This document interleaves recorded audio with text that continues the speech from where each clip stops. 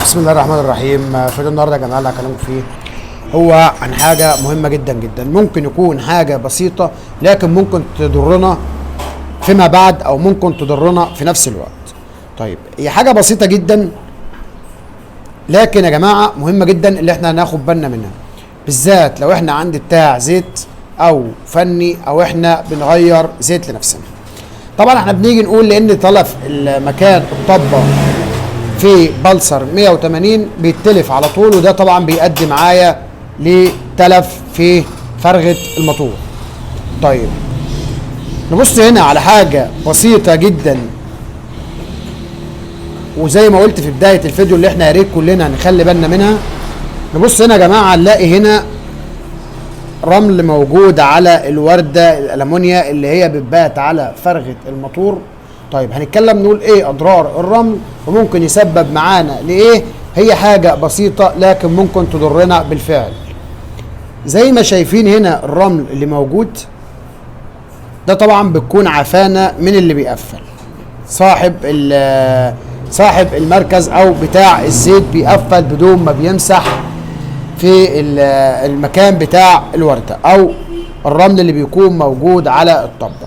نبص هنا مع بعض نشوف الرمل مأدى معايا لايه في الورده الالمونيا اللي هي بتبات على الفرغه. زي ما احنا شايفين كده ان الرمل مخرم الورده بالشكل اللي احنا شايفينه ده.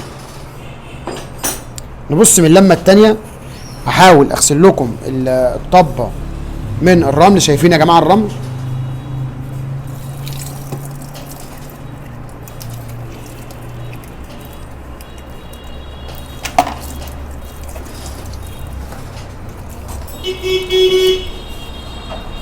نبص هنا نشوف الاخرام اللي موجوده في الورده. يا رب تكون ظاهره معاكم في الفيديو. طبعا ده زي ما قلت ممكن يؤدي معايا لتلف فرغه الموتور من الرمل اللي احنا شايفينه ده. طيب ده يسبب معايا ايه؟